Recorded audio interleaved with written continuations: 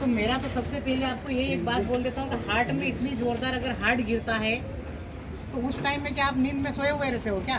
तो उस टाइम में भी 144 की धारा लगा देना। हमको तो पता है, हम तो क्या कि हम शुरू से लीडरशिप कर रहे हो 2013-14 से। आज मैं जिला पंचायत का उपाध्यक्ष हूँ पूरे जिले का, और होती आती हमारे साथ चलता ही है। ये आपका काम ये है कि कहाँ पर क्या करना है।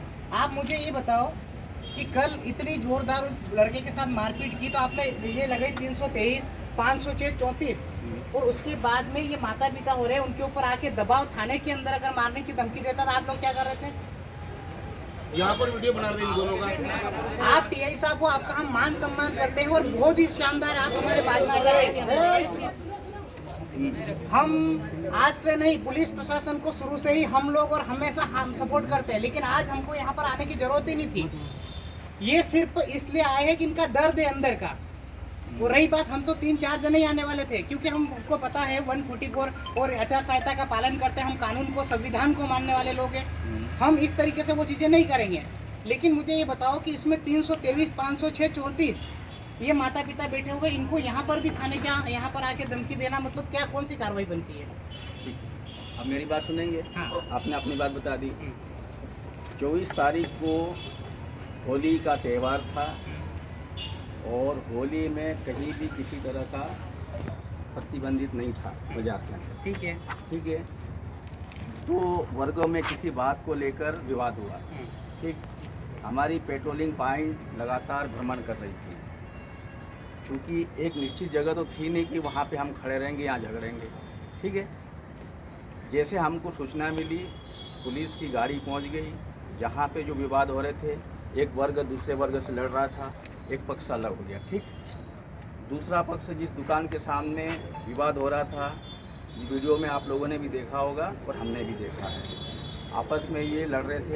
एक पक्ष गया, जो लड़का था उसको आ गया, पीछे से वो पक्ष आ गया। ठीक, दोनों पक्षों को हमने कहा, एफआईआर के लिए बोला है, हम करते हैं। लंबे समय तक आधा पौन घंटा बैठे रहे। दोनों के बीच में आपस में चर्चा हुई कि हम कोई रिपोर्ट नहीं करना चाहते। ठीक है, रिपोर्ट नहीं करना चाहते, और इन्होंने दोनों पक्षों ने आपस में एक ही कागज़ पे समझौतानामा लिख के दिया। ठीक है। ठीक है।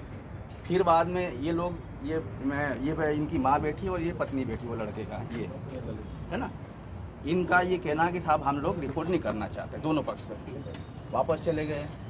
फिर मेरे पास कल आए कि साहब एफआईआर लिखो। मैंने कहा तुम लिखित में दे दो, इसलिए लिखित में दे दो।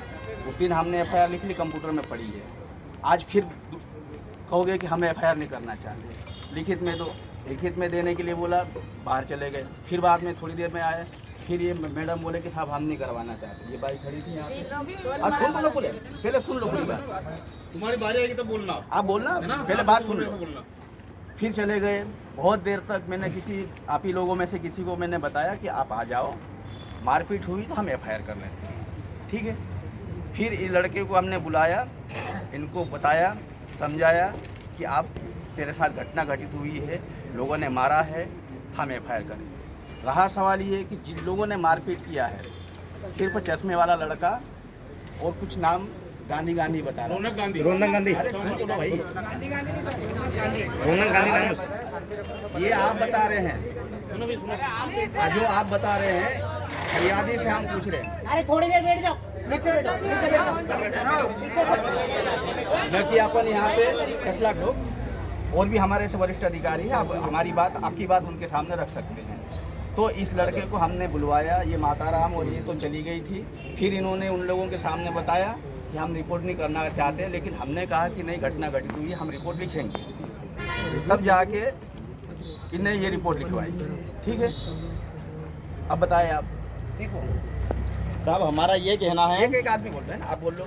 इस पीड़ित पक्ष ने क्या गुनाह किया था, वो सर्चिंग करी आप पुलिस टीम ने।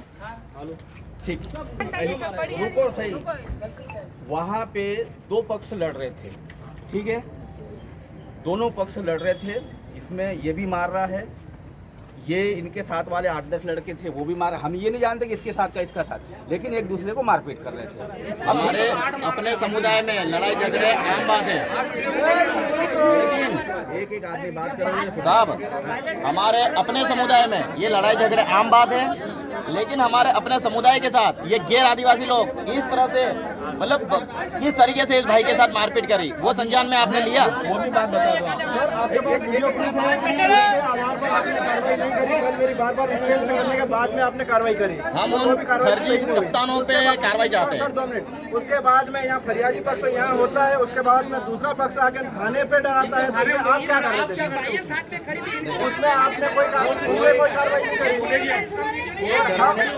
हमारा हमारा अपना समुदाय बहुत सीधा साधा है, बहुत बोला है। तो जनप्रतिनिधि सब अपने अपने गांव में कल मतलब कार्यक्रम था, सब अपने अपने गांव में थे, उनकी अनुपस्थिति में मतलब ऐसी घटना घट गई। रिपोर्ट लिखवा क्या है? रिपोर्ट पहले आ दे रही, अभी निकल के देख, तेरे को मार डालेंगे, काट डालेंगे, तेरा आदमी को निकाल के देख करके डोल पूरा दबा दे। उस टाइम पुलिस का आपने मुझे बताया तो तुम्हारा लेन देन कहीं कोई नहीं मारते, वाणिया ने रिपोर्ट दे दिया, देखिए जो बात बाजार में, वही आपकी बात बता दूं पहले पूरी, कि आपने समुदाय में झगड़ते आपका ये कहना है, ठीक है, लेकिन ऐसा कहीं संविधान में नहीं लिखा हुआ कि एक आदमी दूसरे आदमी को मारे पीटे। हमारे रूढ़ी में है, हम भाई भाई लड़ झगड़ते हैं, सुबह समझौता कर लेते हैं। ये सार्वजनिक बाजार जैसी जगह में इस तरह की हरकतें नहीं होना चाहिए। ये आपकी और हमारी जिम्मेदारी है। आपके नहीं होना चाहिए, आप बिल्कुल सही बोल रहे हो। पूरे आपके कर्तव्य कार्रवाई करो ना, हमें कोई दिक्कत नहीं है। उन लोगों ने किस तरीके से इस भाई को मारा वो देखो ना साहब आप। कार्रवाई हुई है। वो साले गैर आदिवासी उनके ऊपर एट्रोसिटी एक्ट के तहत कार्रवाई होनी चाहिए। अब मेरी बात सुनिए,